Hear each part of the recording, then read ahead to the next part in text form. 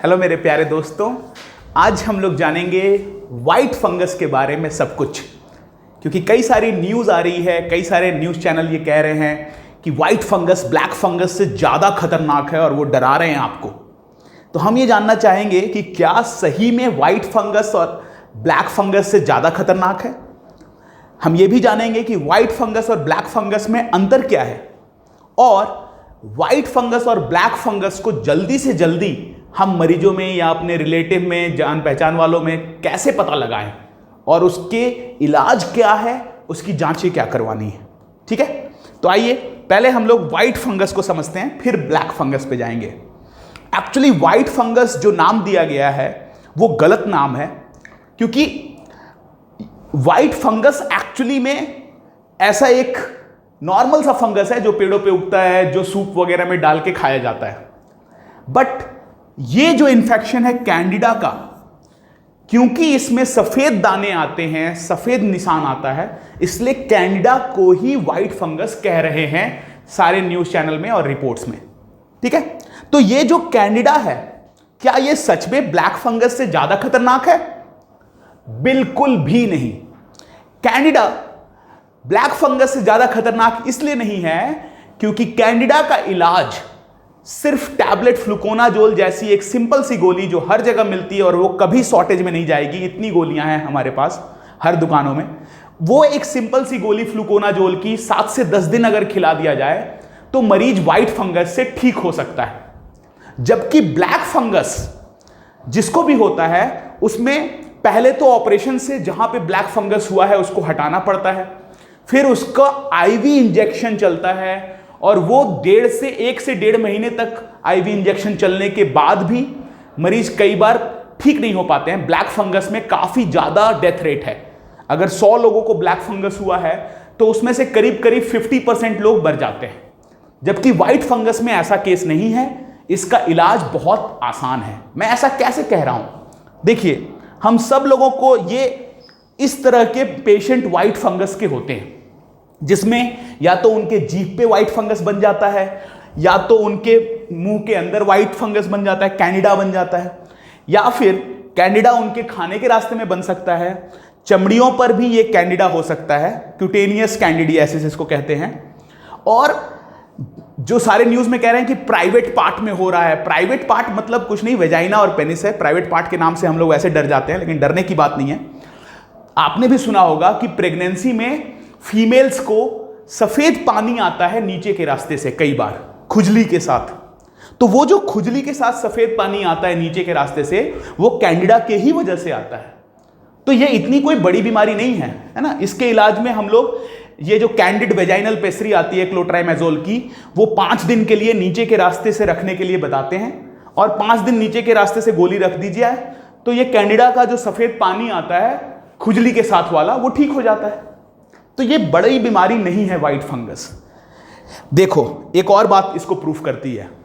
जो पटना में केस हुए थे जिससे सो कॉल्ड हड़कंप मचा था, उसी पटना मेडिकल कॉलेज के माइक्रोबायोलॉजी के चीफ जो हैं डॉक्टर SN सिंह, उन्होंने ही बताया है कि ये जो केसेस पाए गए थे व्हाइट फंगस के, वो लंग के इंफेक्शन में पाए गए थे, लेकिन उनको केवल एंटी फंगल दवाई दी गई और वो रिकवर्ड कर गए, यानी ठीक हो गए।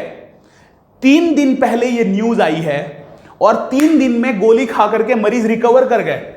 तो क्या व्हाइट फंगस डरने वाली चीज है? बिल्कुल नहीं। सिर्फ मीडिया और न्यूज चैनल उसको हड़कंप की तरह दिखा रहे हैं, वो गलत बात है। आप मत डरिए, व्हाइट फंगस डरने की चीज नहीं है, ब्लैक फंगस से डरना सही है।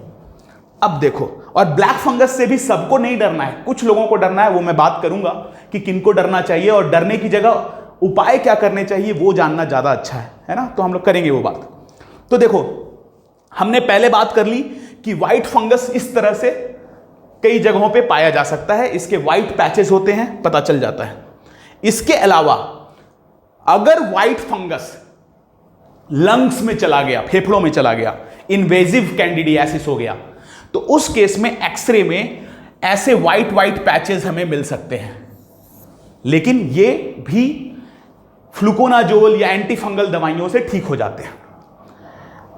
अगर म्यूकर माइकोसिस है तो उसके पैचेस नहीं बनते हैं, ऐसे गोले बन जाते हैं बिल्कुल म्यूकरमाइकोसिस के। और इसमें हमें लाइपोसोमल एम्फोटेरिसिन बी दवाई देना पड़ता है और इसका इलाज लंबा चलता है, 3 से 6 महीने तक कई बार इलाज की जरूरत पड़ती है। ये म्यूकरमाइकोसिस ही ब्लैक फंगस है ना, जो कि एक्चुअली में इसका इलाज भी लंबा है और ये खतरनाक भी ज्यादा है। ओके, अब देखो, अगर हम सिटी स्कैन करें तो कैंडिडियासिस का सिटी स्कैन में ऐसे ऐसे इमेजेस आएंगे, व्हाइट व्हाइट पैच दिखेंगे। लेकिन अगर हम ब्लैक फंगस का सिटी स्कैन करेंगे तो ऐसे दिखेंगे ब्लैक फंगस के पैच। ब्लैक फंगस के पैचेस पूरे लंग को डिस्ट्रॉय भी कर सकते हैं, डैमेज भी कर सकते हैं। ओके, तो हम पहले व्हाइट फंगस का इलाज जान लेते हैं और व्हाइट फंगस के बारे में पढ़ लेते हैं, फिर ब्लैक फंगस पे जाएंगे। तो मैंने बता दिया आपको कि व्हाइट फंगस अगर सिटी स्कैन चेस्ट का करा रहे हैं तो ऐसा दिखेगा, और अगर एक्सरे करा रहे हैं तो ऐसा दिखेगा। ये व्हाइट फंगस है, कैंडिडियासिस ही व्हाइट फंगस है ना। और कैंडिडियासिस के ये सारे सिम्टम्स हैं, ये सारे कैंडिडियासिस के मरीज हैं। तो जिसमें भी सफेद रंग के दाने निकल के आ रहे हैं जीभ पे, मुंह में, या फिर वेजाइना में, पेनिस पे, तो वो सारे कैंडिडियासिस के केसेस हैं। और इसमें हम लोग इलाज क्या करते हैं कैंडिडियासिस में? तो कैंडिडियासिस का इलाज बहुत सिंपल है। फ्लुकोनाजोल की 150 mg की गोली 7 से 10 दिन दे देंगे तो मोस्ट केसेस ठीक हो जाएंगे। जिनके लंग्स में हुआ है उनमें फ्लुकोनाजोल IV लाइन से चलाना पड़ता है, वो भी ठीक हो जाते हैं, मरने वाला केस नहीं है। तो ये हो गई सारी बातें व्हाइट फंगस के बारे में। ठीक है, अब हम लोग बात करते हैं ब्लैक फंगस की, जिसके बारे में आप ऑलरेडी कई चीजें जानते होंगे, लेकिन हम लोग उसको जो हमारी नेशनल गाइडलाइन है, जो एडवाइसेस सरकार ने दी हैं, उसके हिसाब से समझेंगे। तो सरकार क्या कहती है कि सबसे पहले तो व्हाइट फंगस के केस में हमें यह जानना है कि कौन क्या क्या हमें करना चाहिए और किस किस काम से हमें ब्लैक फंगस होने का खतरा कम है। पहली बात तो यह कि हमें शुगर कंट्रोल में रखना चाहिए। दूसरी बात यह कि अगर किसी भी मरीज को कोरोना हुआ है तो उसके डिस्चार्ज के बाद भी उसका शुगर सही रहना चाहिए। शुगर की दवाइयां ज्यादा चलाइए, इंसुलिन चलाइए, लेकिन शुगर कोविड मरीजों में और कोविड मरीज जो रिकवर किए हैं उनमें भी शुगर सही होना चाहिए। दूसरी बात यह कि अगर मरीज घर पर है, उसे अस्पताल भर्ती करने की जरूरत नहीं पड़ी है, तो उसको स्टेरॉइड मत दीजिए। घर वाले मरीजों को स्टेरॉइड मत दीजिए। और अगर मरीज बहुत गंभीर हालत में है, स्टेरॉइड चलानी ही पड़ रही है, तो उसको सिर्फ 5 से 10 दिन के लिए चलाइए, ज्यादा लंबा मत चलाइए, और डॉक्टर की निगरानी में चलाइए हो सके तो। ओके, क्योंकि ज्यादा स्टेरॉइड चलाने से ब्लैक फंगस होने के चांसेस ज्यादा हो जाते हैं। इसके अलावा अगर कोई मरीज अस्पताल में भर्ती है तो उसको क्या करना है? अस्पताल में भर्ती मरीजों को जो ऑक्सीजन सिलेंडर में पानी भरा होता है ह्यूमिडिफायर में, उसको रोज बदलना है और उसके पानी को साफ रखना है, क्योंकि कुछ केसेस उससे भी हो सकते हैं। इसके अलावा जब भी हम लोग एंटीबायोटिक या एंटी फंगल दे रहे हैं तो वो ध्यान से चलाना है। तो अगर हम ये 4 काम करेंगे तो ब्लैक फंगस का खतरा कम हो जाएगा। कौन कौन से 4 काम? शुगर का कंट्रोल सही, रिकवरी के बाद भी स्टेरॉइड का यूज कम करें, सफेद जो ऑक्सीजन सिलेंडर वगैरह है उसके पानी को रेगुलर बदलें, सफाई रखें, और जो भी एंटी फंगल या एंटीबायोटिक खा रहे हैं वो ध्यान से खाएं। ये गवर्नमेंट कहती है। अब गवर्नमेंट ये भी कहती है कि अगर कोई कोरोना का मरीज है जो रिकवरी कर रहा है, तो रिकवरी के दौरान उसे क्या करना चाहिए? रिकवरी के दौरान उसे अगर वो कभी भी किसी ऐसी जगह पे जा रहा है जहां पे धूल भरी साइट्स हैं, तो उन साइट्स पे जाते समय मास्क का इस्तेमाल करें। दूसरा, जो भी कोरोना से रिकवर किए हैं वो सारे लोग मिट्टी के काम ना करें, खेती ना करें, बागबानी ना करें, है ना, मिट्टी में ना खेलें, मिट्टी में ना जाए, ना काम करें।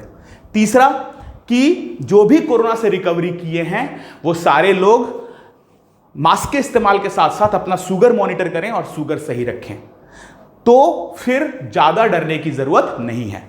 अब जैसे मुझे ही कोरोना हुआ था 4-5 हफ्ते पहले, है ना। मेरे घर में और भी लोगों को हुआ, मेरी माँ को भी हुआ था, 2 दिन बुखार रहे थी, फिर वो ठीक हो गई थी। तो इन केसेस में मेरी मम्मी को जैसे शुगर है, तो उस केस में मुझे उनका ध्यान रखना चाहिए कि वो बाहर अगर जा रही हैं तो मास्क पहन के जाएं, है ना, मिट्टी के काम ना करें और उनका शुगर कंट्रोल में हो। इसके अलावा और ज़्यादा डरने की ज़रूरत नहीं है, बस हमें स्टेप लेने की ज़रूरत है। ठीक है, अब देखिए, ये सिम्टम्स हैं, ये वो लक्षण हैं जो अगर कोरोना के रिकवरी मरीज में हो रहे हैं या और दूसरे मरीजों में भी हो रहे हैं तो हमें ध्यान देना चाहिए। कौन कौन से सिम्टम?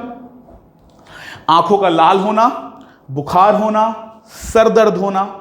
ये तीनों तब होगा जब ब्लैक फंगस राइनो और बाइटो सेरिब्रल है, यानी नाक, आंख और दिमाग का ब्लैक फंगस है, तो ये 3 खतरे के निशान हो सकते हैं। लेकिन ब्लैक फंगस फेफड़ों का भी होता है, तो उस समय हमें देखना है कि मरीज को खांसी ना हो, ज़्यादा लंबी, या फिर सांस लेने में दिक्कत हो, या फिर उल्टी में खून आ रहा हो, या अचानक से दिमाग में पूरा कंफ्यूजन हो जाए, समझ ना आए कि आप कहाँ हो, क्या हो। तो ये सिम्टम्स, ये लक्षण बताते हैं कि हो सकता है ब्लैक फंगस हो। आप डॉक्टर से संपर्क करें, अपनी जांच कराएं। लेकिन इसके साथ साथ, क्योंकि ये मरीज हैं, जैसा आप देख रहे हैं इमेज में, इनके आंखों में स्वेलिंग ऑलरेडी आ चुकी है, तो इनमें ब्लैक फंगस ऑलरेडी और बाइटल एरिया में जा चुका है, आंखों के एरिया में जा चुका है, दिख रहा है ना। लेकिन इससे पहले हमें अगर पता लगाना है तो क्या पता लगना चाहिए? अगर इससे पहले पता लगाना है तो हमें उन सारे लोग जिनके नाक से अगर डिस्चार्ज आए, नेजल डिस्चार्ज आए, मान लो किसी को नाक से खून आ रहा है या ब्लैक कलर का डिस्चार्ज आ रहा है, तो उसको किसके पास जाना चाहिए? तुरंत एक ईएनटी के डॉक्टर के पास जाना चाहिए, कान नाक गले वाले डॉक्टर के पास जाना चाहिए। ईएनटी का डॉक्टर क्या करेगा? मशीन से देखेगा और जरूरत पड़ी तो नाक के अंदर अगर कोई ग्रोथ हुआ है तो उसका टुकड़ा निकालेगा और उसकी जांच करेगा। जैसे मेरी वाइफ प्रेग्नेंट हैं, उनको भी मेरे साथ 4 हफ्ते पहले कोरोना हुआ था। आज सुबह उनको नाक से ब्लड आया, तो वो भी हॉस्पिटल में काम करती हैं और उन्होंने ईएनटी के डॉक्टर को वहीं पे दिखला दिया। तो अगर किसी को भी, और ईएनटी के डॉक्टर ने बोला कि घबराने की कोई बात नहीं है, वो नाक से जो ब्लड आया वो बस इसलिए आ गया है क्योंकि कुछ धूल जम गया होगा या कुछ पपड़ी जम गई होगी नाक के अंदर, वो हटी होगी तो ब्लड आ गया होगा। तो जिसका भी ब्लड आ गया है नाक से, वो एकदम डर जाए, पैनिक कर जाए, ये जरूरी नहीं है। लेकिन ये जरूरी है कि वो ईएनटी के डॉक्टर को जाके दिखाए, नेग्लेक्ट ना करे, नजरअंदाज ना करे। दूसरी बात कि जिस किसी को भी एक तरफ में सूजन आ गई है, जैसे मान लीजिए इस एरिया में सूजन आ गई है, लाल हो गया है, दर्द हो रहा है चेहरे पे, तो वो भी ब्लैक फंगस की निशानी हो सकती है। फिर और क्या हो सकता है? अगर ब्लैक फंगस में, जिसको हम लोग म्यूकर माइकोसिस कहते हैं, उसको ब्लैक फंगस क्यों कहते हैं? क्योंकि म्यूकर माइकोसिस ब्लड सप्लाई को कम कर देता है, तो आगे के एरिया ब्लैक हो जाता है, खून नहीं पहुंचता है तो काला पड़ जाता है, इसलिए उसको ब्लैक फंगस कहते हैं।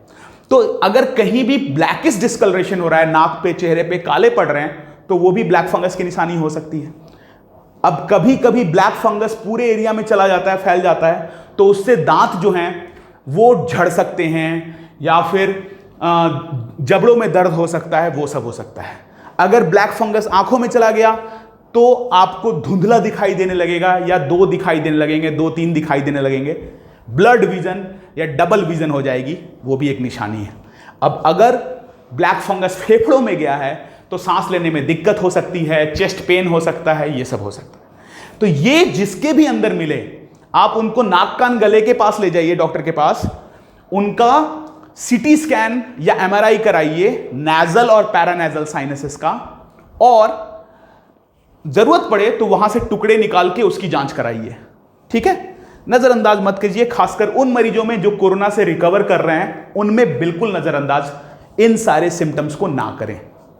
अब देखिए, जो ब्लैक फंगस है उसके लिए हमें यह जानना जरूरी है कि हमारा ये जो चेहरा है, इसमें कई सारे खाली जगह हैं नाक के आसपास। इन्हीं खाली जगह को हम लोग साइनसेस कहते हैं। जैसे कि दिमाग के पास जो साइनस है उसको फ्रंटल साइनस कहते हैं, उसके नीचे स्फेनॉइड, इथमॉइड साइनस हैं, और यहां चेहरे पे मैक्सिलरी साइनस है।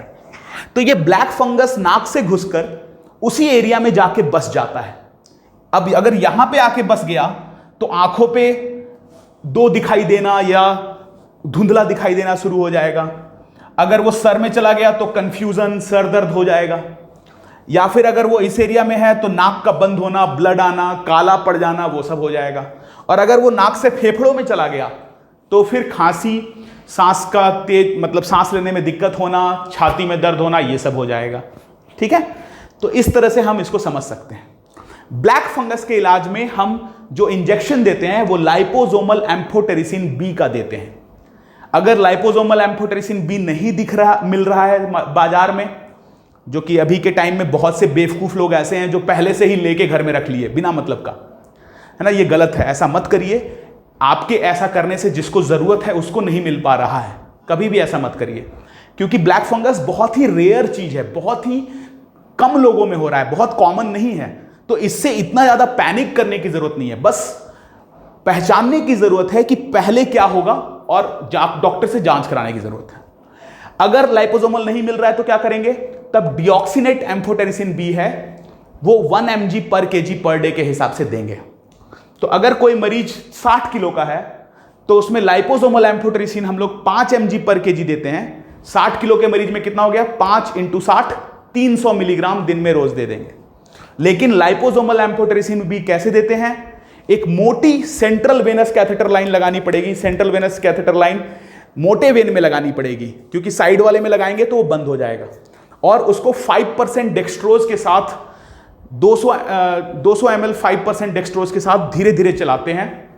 और चलाने से पहले नॉर्मल सलाइन मरीज को खूब देते हैं, क्योंकि अगर मरीज का हाइड्रेशन ठीक नहीं होगा तो लाइपोसोमल एम्फोटेरिसिन बी का साइड इफेक्ट ज्यादा आएगा। ठीक है, तो ये इंजेक्शन चलते हैं 3 से 6 हफ्ते, तब जाकर के मरीज को आराम मिलता है। जबकि व्हाइट फंगस का देखो इलाज कितना आसान था, केवल फ्लूकोनाजोल की गोली 7 से 10 दिन या फ्लूकोनाजोल का इंजेक्शन थोड़ा दिन चला, ठीक हो गया। तो व्हाइट फंगस का इलाज सिंपल है, ब्लैक फंगस का खतरनाक है, इसीलिए ब्लैक फंगस से डरिए, व्हाइट फंगस कोई डराने वाली बात नहीं है। इसके अलावा आप इसमें मैंने समझाया है कि इलाज कैसे करेंगे। तो अगर पक्का चल चुका है, पता चल चुका है कि मरीज को ब्लैक फंगस ही है, तो उसमें हम क्या चलाते हैं, एक तो लाइपोसोमल एम्फोटेरिसिन बी देते हैं। उसके अलावा कुछ गोलियां भी हैं जो इंजेक्शन लगने के बाद शुरू होती हैं। कौन कौन सी गोली दे सकते हैं, वो मार्केट में आती है इसावुकोनाजोल और पोसाकोनाजोल के नाम से। इसावुकोनाजोल पहले दूसरे दिन 200 mg दिन में 3 बार देंगे, फिर 200 mg रोज देंगे। और पोसाकोनाजोल पहले दिन 300 मिलीग्राम दिन में 2 बार देंगे, फिर रोज एक गोली 300 मिलीग्राम की देंगे। तो इस तरह से मरीज का इलाज ब्लैक फंगस में कम से कम 6 हफ्ते और आमतौर पे 3 से 6 महीने तक चलता है। ठीक है, तो इसलिए ब्लैक फंगस से डरिए, लेकिन व्हाइट फंगस कोई डरने वाली चीज बहुत ज्यादा नहीं है। उसमें बस डॉक्टर से जांच होनी चाहिए, एक्सरे सीटी स्कैन होना चाहिए और पता लग जाएगा। और व्हाइट फंगस का इलाज भी आसान है, ब्लैक फंगस का इलाज खतरनाक भी है, उसमें पहले ऑपरेशन करना पड़ता है। और इसीलिए हमें ब्लैक फंगस के सारे वार्निंग साइन पता होने चाहिए कि ब्लैक फंगस का हम जल्दी से जल्दी पता कैसे लगा लेंगे। ठीक है, तो मुझे आशा है, उम्मीद है कि आप लोग डरेंगे नहीं, बस वार्निंग साइन को पहले पता लगाएंगे और ईएनटी डॉक्टर से दिखा करके सीटी स्कैन एमआरआई करा के आगे की जांच शुरू करेंगे, है ना। अगर आपको कोई भी सवाल हो तो आप वो मेरे ईमेल आईडी पे मुझसे पूछ सकते हैं, जो docashwani23 के नाम से है। मैं उम्मीद करता हूं 23@gmail.com से ये आप मुझे मेल कर सकते हैं। मैं उम्मीद करता हूं कि आप मेरे वीडियो को अगर पसंद आया होगा तो ज़रूर लाइक और शेयर करेंगे, और किसी भी न्यूज़ चैनल की बकवास न्यूज़ को सच ना माने। जो बातें डॉक्टर कह रहे हैं सिर्फ उस पर भरोसा करें और डरिए नहीं, बस उपाय कीजिए ताकि आप भी सुरक्षित रहें और जल्दी से जल्दी पता लगा करके इलाज सही ले पाएं। ठीक है, थैंक यू वेरी मच सुनने के लिए। अस्ता ला विस्ता, दस विदानिया, खुदा हाफिज, मिलते हैं फिर, बाय बाय बाय बाय।